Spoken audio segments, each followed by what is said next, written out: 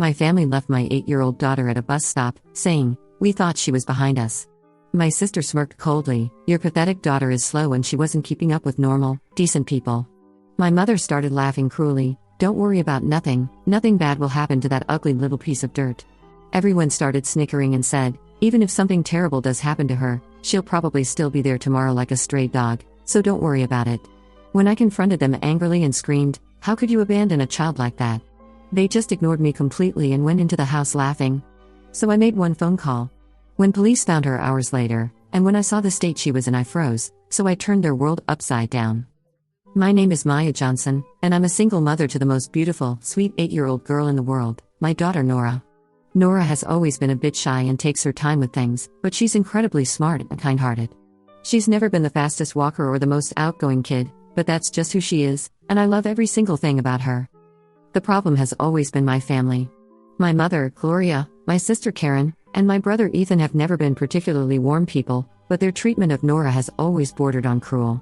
They constantly make snide comments about her being slow or weird, and they act like she's some kind of burden whenever we're all together. I've called them out on it countless times, but they always brush me off or turn it around on me, saying I'm being too sensitive or overprotective. The incident that changed everything happened 2 years ago during what was supposed to be a fun family outing to the local mall. My mother had suggested we all go together, her, Karen, Ethan, Nora, and me. She claimed she wanted to spend quality time with her granddaughter, which should have been my first red flag. My family has never shown genuine interest in spending quality time with Nora. We met up at my mother's house around noon on the Saturday. The plan was to take 2 cars to the mall, do some shopping, maybe grab lunch, and then head back. Nora was excited because my mother had promised to buy her a new book from the bookstore. Nora loves reading, and she'd been talking about this outing all week. From the moment we arrived at my mother's house, the tone was off. Karen barely acknowledged Nora's enthusiastic greeting, and Ethan made some comment about how Nora needed to keep up today because they weren't going to wait around for her. I should have taken Nora and left right then, but I stupidly thought maybe they'd be on their best behavior in public. We drove to the mall in 2 cars, my mother, Karen, and Ethan in one, and Nora and me in the other. The mall was pretty crowded, which is normal for a Saturday afternoon. We decided to stick together as a group and hit a few stores before lunch. Everything started going downhill almost immediately. Nora, being 8 years old, would sometimes get distracted by store displays or stop to look at something interesting. Nothing unusual for a kid her age. But every single time she'd pause or fall back a few steps, one of my family members would make a comment. "Come on, Nora, we don't have all day," Karen would snap. "She's holding everyone up again," Ethan would mutter under his breath. My mother would just sigh dramatically and shake her head like Nora was committing some terrible crime by acting like a normal child. I kept trying to defuse the situation, encouraging Nora to stay close and telling my family to be patient, but the tension was building. Nora could sense it too. I could see her getting more and more anxious, which only made her move more cautiously, which only made my family more irritated. It was a vicious cycle. The breaking point came when we were walking from one end of the mall to the other to get to the food court. There's a long corridor with shops on both sides, and it was particularly crowded that day. Nora had stopped for maybe 30 seconds to look at some stuffed animals in a toy store window. When she turned around to catch up with us, my family had kept walking and were already a good 20 feet ahead. I waited for Nora, of course, but when we caught up to the group, Karen whirled around with this look of pure disgust on her face. "Seriously, Maya, can't you control your kid? She's being completely ridiculous. She's 8 years old, Karen." She stopped to look at toys for 30 seconds. "That's normal." "Normal?" My mother laughed coldly. "There's nothing normal about a child who can't keep up with a simple walk through the mall. She's embarrassing." Nora's face crumpled, and I could see tears starting to form in her eyes. That's when Ethan chimed in with his wonderful contribution. "Maybe she should just stay home next time if she can't handle being out in public like a normal person." I was furious, but before I could respond, Nora tugged on my sleeve and whispered that she needed to use the bathroom. I told my family we'd meet them at the food court in a few minutes, and I took Nora to find the nearest restroom. In the bathroom, Nora broke down crying. She asked me why Grandma, Aunt Karen, and Uncle Ethan were so mean to her, and what she had done wrong. My heart absolutely shattered. I held her while she cried and assured her that she hadn't done anything wrong, that sometimes grown-ups are just mean for no good reason, and that I loved her exactly the way she was. We spent about 10 minutes in that bathroom while I helped Nora calm down and clean up her face. When we finally made it to the food court, my family was nowhere to be found. I called my mother's cell phone. No answer. I called Karen. No answer. I called Ethan. No answer. I figured maybe they'd gone to a different part of the mall, so Nora and I spent the next hour walking around looking for them. We checked every store we'd been to earlier, the parking lot, everywhere. They were gone. Finally, my mother called me back. "Oh, Maya, we thought you and Nora were right behind us. We're already back at my house." I was stunned. "You left us? How did you not notice we weren't with you?" "Well, you said you were going to the bathroom. We assumed you'd catch up." This made no sense. We'd been looking for them for over an hour. They had to have known we weren't with them. "Mom, we've been looking for you everywhere. Why didn't you answer your phones?" "We had them on silent." "Look, just come back to the house when you're ready." Nora and I drove back to my mother's house, and that's when everything went completely off the rails. When we walked in, my mother, Karen, and Ethan were all sitting in the living room laughing about something. They barely looked up when we entered. "Did you have fun at the mall?" My mother asked Nora in this fake, syrupy voice. Nora, still upset from earlier, didn't respond. She just stood close to me, holding my hand. "What's wrong with her now?" Karen asked, rolling her eyes. "That's when I lost it." "What's wrong with her?" "You guys abandoned us at the mall. She's upset because her own family treated her like garbage all day and then left her behind. The response I got will haunt me for the rest of my life." Karen actually smirked. Not smiled, smirked. This cold, cruel expression crossed her face as she said, "Your pathetic daughter is slow and she wasn't keeping up with normal, decent people." I couldn't believe what I was hearing. "Excuse me?" My mother started laughing. Actually laughing. "Oh, don't worry about nothing, Maya. Nothing bad will happen to that ugly little piece of dirt." Ethan joined in the laughter. "Even if something terrible does happen to her, she'll probably still be there tomorrow like a stray dog, so don't worry about it." They were all laughing. All three of them were sitting there laughing at my 8-year-old daughter, calling her ugly, comparing her to a stray dog. Nora was right there. She heard every word. I screamed at them. I mean, I really screamed. How could you abandon a child like that? How could you say those things about her? She's 8 years old. They completely ignored me. Just kept laughing and went back to their conversation like Nora and I weren't even there. When I kept yelling, demanding an apology or at least some acknowledgement of how horrible they were being, my mother waved her hand dismissively and said, "Maya, you're being dramatic. We're done talking about this." Then they all got up and went into the kitchen, leaving Nora and me standing in the living room. I was shaking with rage, but more than that, I was heartbroken for Nora. She was crying again, quietly this time, and she kept asking me why they hated her so much. I decided right then and there that I was done with my family. Done with their cruelty, done with their treatment of my daughter, done with everything. I took Nora home, and I started planning. But first, I made a phone call. I called my family back and told them that Nora and I were going to go on a little trip the next day.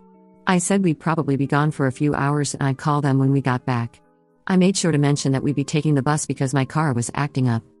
The next morning, I got Nora dressed and ready. I told her we were going to have a fun adventure, just the two of us. We took the bus to the downtown area, about 30 minutes from home.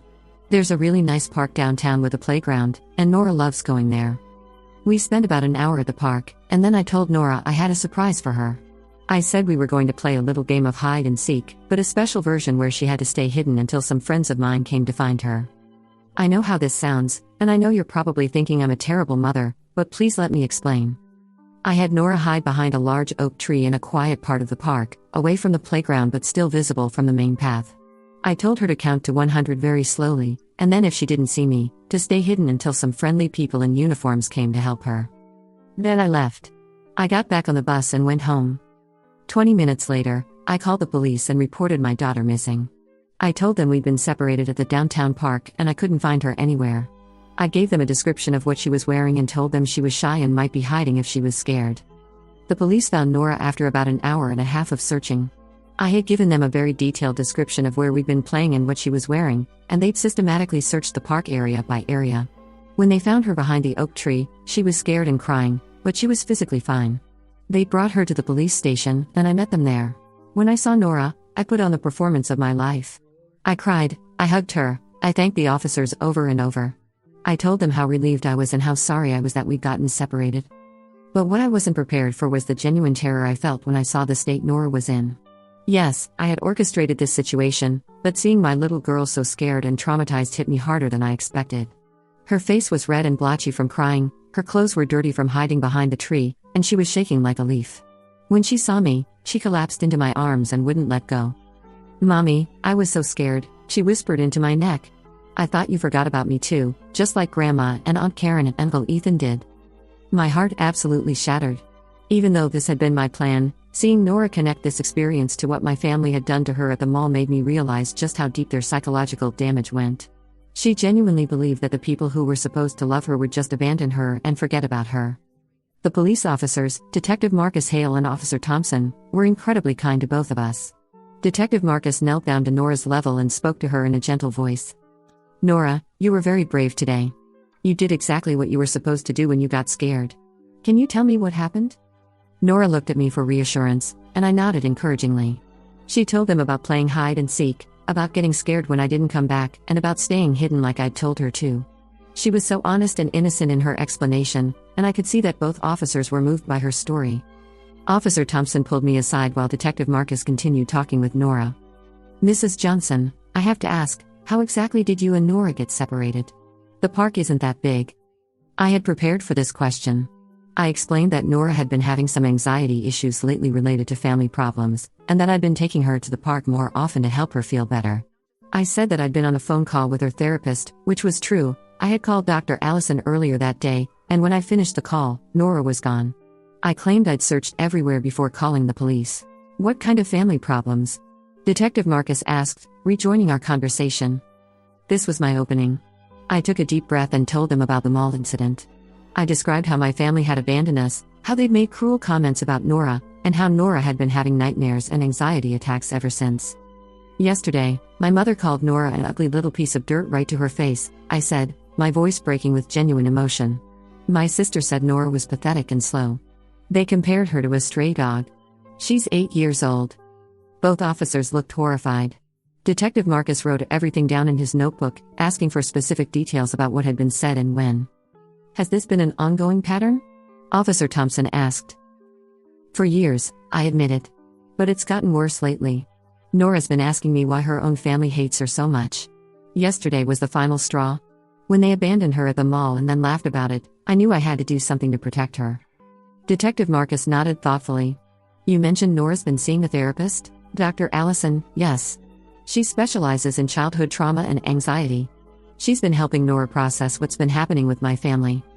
I'd like to get Dr. Allison's contact information, if that's okay, Detective Marcus said. Cases involving potential emotional abuse of minors require follow-up, and we'll need to document Nora's psychological state. Perfect. This was exactly what I'd been hoping for. While we were talking, Nora had been coloring with some crayons Officer Thompson had given her. But I noticed she kept looking up at us with worried eyes. She'd been through enough trauma for one day. Officers, I really appreciate everything you've done, but I think Nora needs to get home and have some dinner. This has been a really scary day for her. Of course, Detective Marcus said. We have everything we need for now. I'll be in touch about the follow-up investigation regarding the family situation you described. As we were leaving the police station, Nora tugged on my sleeve. Mommy, are you going to tell Grandma and Aunt Karen and Uncle Ethan that I got lost today? I knelt down to her level. Why do you ask, sweetheart? Because they said terrible things would happen to me and they wouldn't care. I don't want them to be happy that I was scared. The innocence and pain in her voice made me want to cry for real this time. Nora, honey, you don't have to worry about them anymore. I'm going to make sure they can't hurt you with their mean words ever again. How? By making sure they understand that what they did was wrong and that there are consequences when adults hurt children. Nora nodded solemnly. Like when I get in trouble for being mean to someone at school? Exactly like that. Except these are grown-up consequences for grown-up meanness. Over the next few days, I carefully documented everything that had happened. I wrote down every detail I could remember about the mall incident, including the exact words my family had used. I made copies of text messages and voicemails they'd left me afterward. I even drove back to the mall and took pictures of the area where they'd abandoned us, noting the distance from the bathroom to the food court and the busy crowds that would have made it obvious we weren't with them. Detective Marcus called me 3 days later to follow up. He'd spoken with Dr. Allison, who had provided additional context about Nora's psychological state and the impact of the emotional abuse. He'd also reviewed the security footage from the mall, which showed my family leaving the food court area while Nora and I were clearly not with them. Mrs. Johnson, based on our investigation, it's clear that your daughter has been subjected to a pattern of emotional abuse by your family members. While emotional abuse can be harder to prosecute than physical abuse, we take these cases very seriously, especially when they involve children. What does that mean, exactly? It means we're going to file a report with Child Protective Services. They'll want to interview you and Nora, and they'll likely recommend that Nora have limited or no contact with the family members who have been abusing her. This was music to my ears, but I made sure to sound appropriately concerned rather than excited. Will Nora have to go through a lot of questioning? I don't want to traumatize her further. CPS has specially trained investigators who work with children. They'll make sure Nora feels safe and comfortable. The goal is to protect her, not to put her through more trauma. The CPS investigation took about 6 weeks. The caseworker, Ms. Garcia, was wonderful with Nora. She conducted multiple interviews over several weeks, using age-appropriate techniques and play therapy methods. Nora was able to express how her grandmother, aunt, and uncle made her feel without being re-traumatized by the process. Ms. Garcia also interviewed me extensively about the family dynamics and the history of emotional abuse. I provided her with Dr. Allison's reports, the police reports from both the mall incident and Nora's disappearance, and all the documentation I'd been gathering. The CPS report was damning. It concluded that Nora had been subjected to ongoing emotional abuse and psychological harm by her grandmother, aunt, and uncle. It recommended that Nora have no unsupervised contact with these family members and that any future contact be contingent on them completing parenting classes and family therapy. But my family's reaction to the CPS investigation was what really sealed their fate. Instead of being horrified that they traumatized a child, instead of apologizing or seeking help, they went on the attack. Karen called me screaming about how I was destroying the family and how I was using Nora as a weapon against them. She accused me of coaching Nora to lie to the investigators and threatened to expose the truth about what a terrible mother I was. Ethan sent me a series of increasingly angry text messages, calling me manipulative and crazy. He said Nora was obviously mentally unstable and that I was enabling her weakness instead of helping her become stronger. He even suggested that maybe Nora would be better off in foster care if I couldn't handle raising her properly. My mother's reaction was the worst of all. She left me a voicemail that I will never forget. Maya, I don't know what kind of game you think you're playing, but this ends now. Nora is my granddaughter, and I have rights. If you think you can keep her away from me with these ridiculous accusations, you're mistaken. That little girl needs to learn that the world isn't going to coddle her forever. Karen and Ethan and I were trying to help her develop some backbone, but instead you've turned her into a victim. Well, congratulations. You've succeeded in making her even weaker and more pathetic than she already was. But mark my words, this isn't over. I will not be kept away from my granddaughter by a hysterical single mother who can't handle the truth about her defective child. I saved that voicemail. I saved all of them. When I played these messages for Detective Marcus and Ms. Garcia, they were appalled. Here was clear evidence that my family not only refused to acknowledge the harm they'd caused Nora, but they were doubling down on their abusive behavior and threatening to continue it. Mrs. Johnson, Ms. Garcia said after listening to my mother's voicemail, I've been doing this job for 15 years, and I've rarely heard such a clear example of ongoing psychological abuse and complete lack of remorse. Your family members are demonstrating that they pose a continued threat to Nora's emotional well-being. Detective Marcus agreed. These messages show a pattern of harassment and continued abuse. Combined with the original incidents and the CPS findings, I think you have grounds for a restraining order. That's when I knew it was time to bring in the lawyer. I had researched family law attorneys extensively and had chosen Brooke Wells specifically because of her experience with custody cases involving emotional abuse. When I called her office and explained the situation, she agreed to see me that same day. Brooke's office was in a professional building downtown, and her credentials were impressive. She had a law degree from a top university, 15 years of experience in family law, and a track record of winning difficult cases involving child protection. When I walked into her office, I brought everything: police reports, CPS reports, Dr. Allison's evaluations, recordings of the harassing voicemails, copies of all the threatening text messages, and my own detailed written timeline of events. Brooke spent over an hour reviewing everything, asking detailed questions about each incident and taking notes. When she finished, she looked up at me with a serious expression. Maya, I want to be very clear about something. What your family has done to Nora constitutes emotional abuse, and their continued harassment and threats demonstrate that they pose an ongoing danger to her psychological well-being. You're not overreacting or being dramatic. You're protecting your child from people who are harming her. I felt a wave of relief wash over me.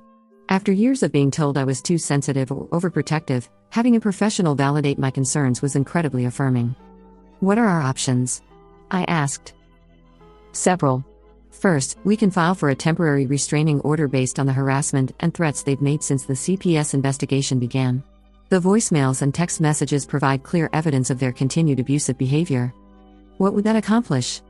It would legally require them to stay away from both you and Nora.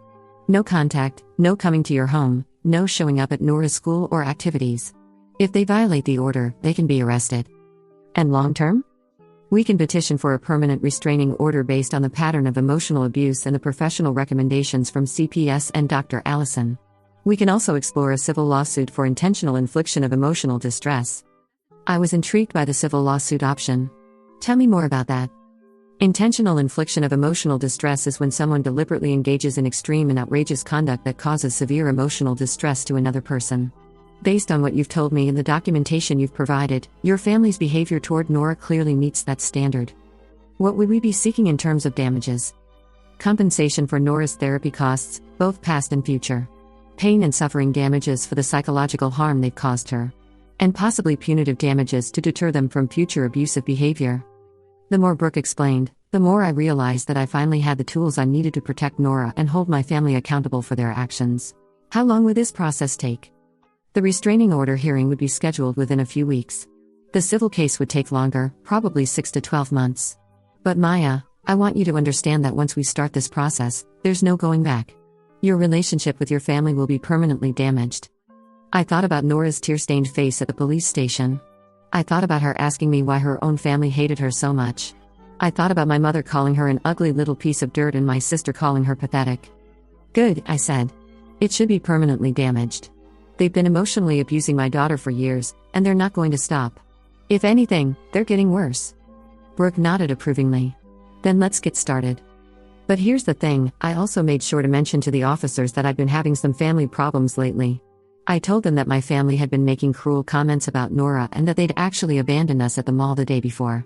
I said I was worried about Nora's emotional well-being and that I was considering getting some professional help for her. The officers were very kind and understanding. They gave me some resources for family counseling and child psychology services. They also filed a report about the incident, which was exactly what I needed. Over the next few weeks, I took Nora to a child psychologist, Dr. Allison, who I carefully researched and chosen. Dr. Allison was exactly what I was looking for, someone who would take Nora's emotional trauma seriously and document everything thoroughly. I told Dr. Allison about my family's treatment of Nora, including the incident at the mall and the things they'd said afterward. I also mentioned that Nora had been having nightmares and anxiety since then, which was true. Nora had been having trouble sleeping and was more clingy than usual. Dr. Allison was appalled. She diagnosed Nora with anxiety and mild PTSD related to emotional abuse and family trauma. She recommended that Nora have limited or no contact with the family members who had been abusing her until they sought professional help and made amends. Dr. Allison also offered to write a letter to that effect, which I gratefully accepted. Armed with the police report from Nora's disappearance and Dr. Allison's professional assessment, I took the next step in my plan. I contacted a family law attorney, Brooke Wells, who specialized in custody and family protection cases. I told her everything, the years of emotional abuse, the mall incident, the cruel comments, and the impact it was all having on Nora's mental health. Brooke was fantastic. She immediately understood the severity of the situation and helped me file for an emergency temporary restraining order against my mother, Karen, and Ethan. The temporary restraining order was based on their pattern of emotional abuse toward Nora and the recent escalation in harassment and threats following the CPS investigation. The emergency restraining order was granted the same day, requiring my family to stay at least 500 feet away from both Nora and me until a full hearing could be scheduled. My family was served with papers that afternoon in order to have no contact with us pending the hearing. The full hearing was scheduled for 8 weeks later, which gave me plenty of time to prepare a comprehensive case for a permanent restraining order. In the meantime, my family was going absolutely insane. They couldn't understand why they were suddenly being served with legal papers and ordered to stay away from us. They kept calling and texting, demanding to know what was going on. I ignored them completely. Karen left voicemails screaming about how I was being ridiculous and how they'd never done anything wrong. Ethan sent text messages calling me crazy and threatening to set the record straight at the hearing. My mother alternated between fake tears about how much she missed her granddaughter and angry rants about how I was tearing the family apart. I saved everything. Every voicemail, every text message, every email. Brooke said it would all be useful evidence of their inability to take responsibility for their actions and their continued harassment. The hearing finally arrived, and it was everything I'd hoped for and more. Brooke had prepared an extensive case. She had Dr. Allison's report and letter, the police report from Nora's disappearance, documentation of all the harassing calls and messages from my family, and my own detailed written account of years of emotional abuse. My family showed up with a cheap lawyer who clearly hadn't prepared very well. They seemed to think this was all going to blow over and that they'd be able to charm their way out of it. They were very wrong. The judge listened to everything: the mall incident, the cruel comments they'd made about Nora, the pattern of emotional abuse, the impact on Nora's mental health, everything. When it was my family's turn to defend themselves, they completely fell apart.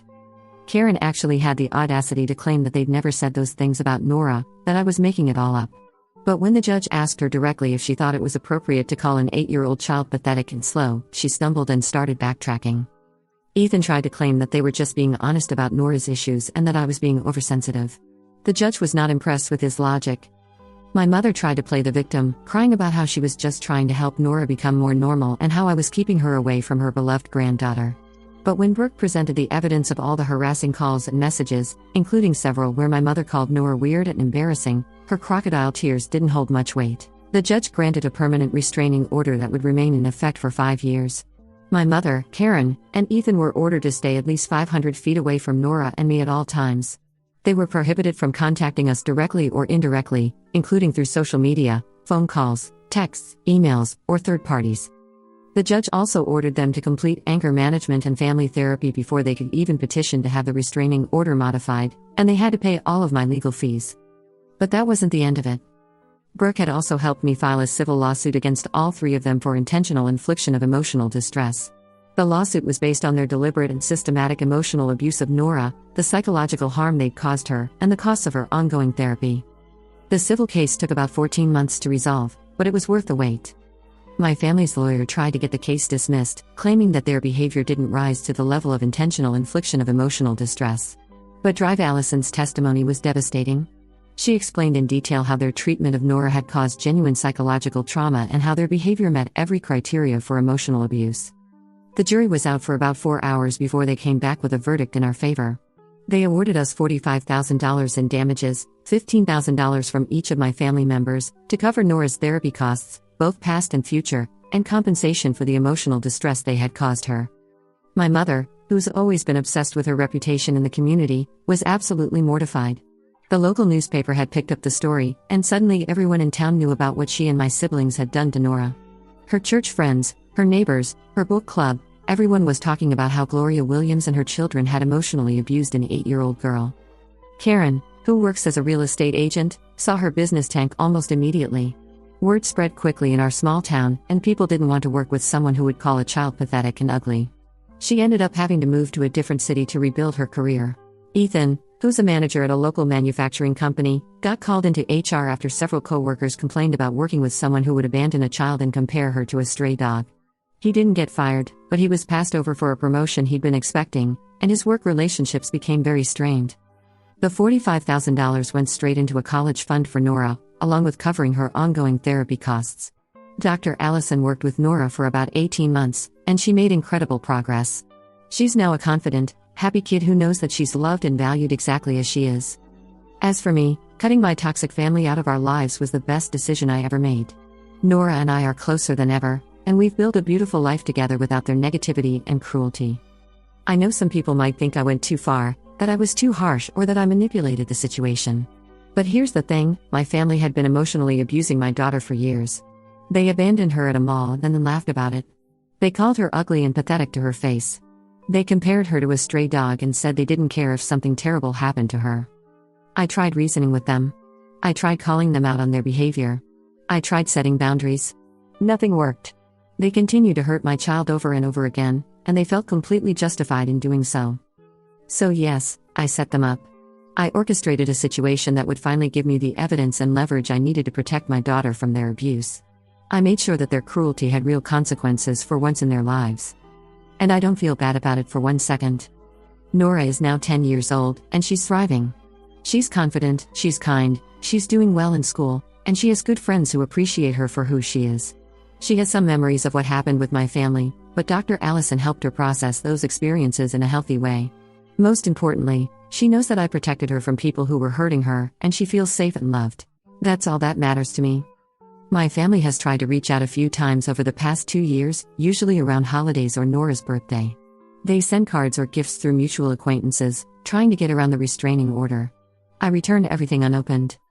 Karen actually showed up at Nora's school about 6 months after the restraining order was issued, claiming she just wanted to see her niece. The school security called the police immediately and she was arrested for violating the restraining order. She spent 2 nights in jail and had to pay additional fines and court costs. My mother tried a different approach about a year later and started attending the same church Nora and I go to. She would sit in the back and try to make eye contact with us during services, staying just over 500 feet away but clearly violating the spirit of the restraining order. After I reported this to the police as harassment, she was warned that attending any location specifically to make contact with us could be considered stalking and would result in additional charges. They just don't get it. They still don't understand that their behavior was abusive and harmful. They still think they're the victims in this situation. But that's not my problem anymore. Nora and I have built a wonderful life without them. We have friends who love and support us, we travel together, we have fun adventures, and we create our own family traditions. Nora has never once asked me why she doesn't see her grandmother, aunt, or uncle anymore. I think on some level, she understands that they weren't good for her. Sometimes people ask me if I ever regret cutting my family out of our lives so completely. The answer is no. Not for one single day. When someone shows you who they are, believe them. When someone repeatedly hurts your child and shows no remorse, protect your child. When someone thinks it's acceptable to emotionally abuse an 8-year-old and laugh about it, they don't deserve to be in that child's life. I protected my daughter from people who were hurting her, and I made sure they faced consequences for their actions. That's what a good parent does. Nora is happy, healthy, and loved. She knows her worth, and she knows that I will always stand up for her. She's growing up to be an amazing young woman, and I couldn't be prouder of her. My family can live with the consequences of their choices. Nora and I are living our best life without them, and we're better off for it. Sometimes the best revenge is simply living well and protecting the people you love from those who would hurt them. And that's exactly what I did.